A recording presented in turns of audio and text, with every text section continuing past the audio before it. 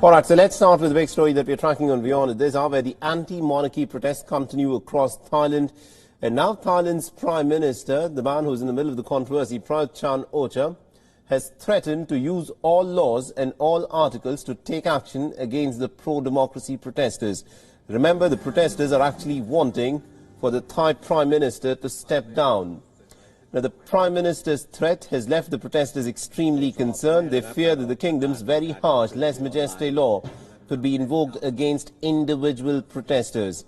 Now, this law shields the Thailand's powerful royal family from any kind of criticism.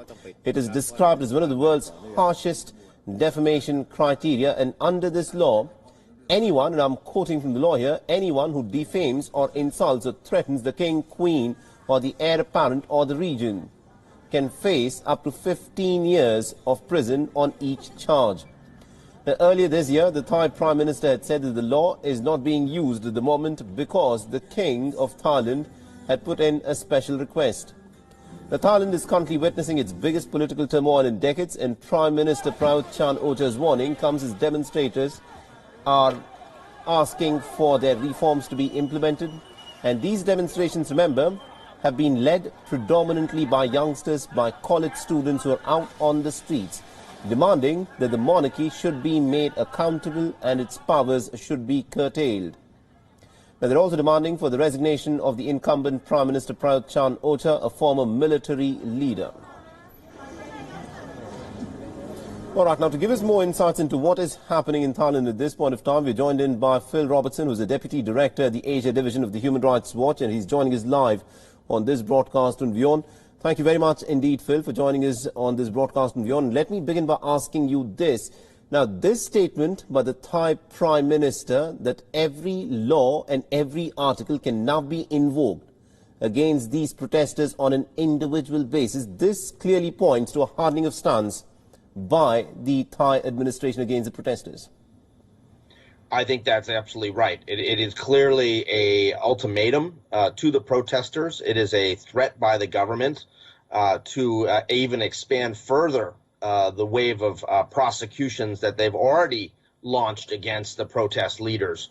I mean, we have protest leaders who have been charged with dozens of different incidents, and many of these are very, very serious charges, including the charge of sedition, for which people could be imprisoned for up to 7 years. And you know, it's unclear what other laws they're planning to enforce against people, but already we have seen a continued march of these protest leaders to the courts to hear charges against them. Absolutely, indeed. And just a few days back, I mean, we heard the king, in fact, speak out for the very first time. He said that Thailand is a land of compromise. He perhaps was hinting at some kind of compromise that could be struck. But the statement that we are hearing from the Prime Minister now quite clearly states that the Thai government at this point of time is not willing to compromise at all with the protesters. One of the demands of the protesters is that the incumbent Prime Minister, Prayut Chan-O-Cha, should step down. That's right. I mean, you know, the statement, you know, Prime Minister Prayut claims that his government has been, quote, straightforward and, quote, earnest in trying to find solutions, but that's really not true. We just saw the other day that Parliament voted down reform proposals proposed by the protesters and the people, and there hasn't been any real dialogue between the government and the protesters. Over the past month, we've had peaceful protesters hit 3 different times with water cannons by police, and you know, those water cannons, they're lacing it with tear gas and pepper spray.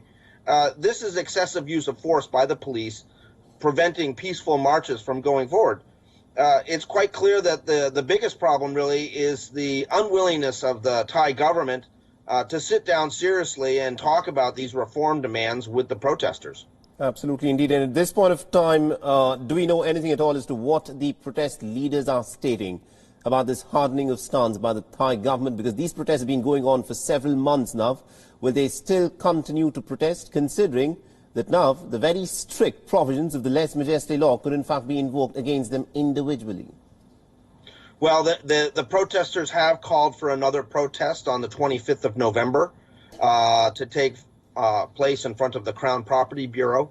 We're expecting that would also probably lead to a major confrontation. The government will not allow the people to get close to that or any other sort of palace institution. On the issue of the Les Majest law, it's quite clear that that law and many other laws in Thailand don't comply with international standards and practices, as the government is claiming. But we have not seen the Les Majest law used yet, in part because the palace made it very clear to the government that it would be the palace that would decide whether that Article 112 would be used or not. In previous years, during the previous reign, really that was left up to the government. But now the palace has indicated that this is a law that they will make the call on. And I think that ultimately, if we see the Les Majest law being used, that's a very, very serious indication of a deepening problem.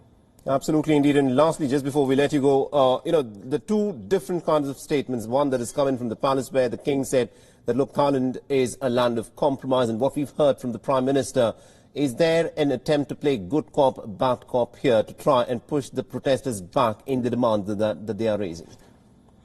Well, it's unclear, to be honest. I mean, I think that the government is reacting to the anger of many people.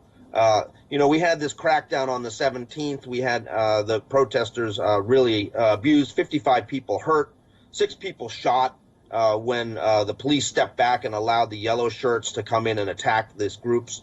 So there's a lot of anger. And I think that it's quite clear that, the police and the government are taking a harder line, maybe because they're worried that they're going to get blamed if the situation gets out of control. Absolutely, indeed. We'll have to leave it there for the time being. Thank you very much indeed, Phil Robertson, for joining us and getting us all those insights.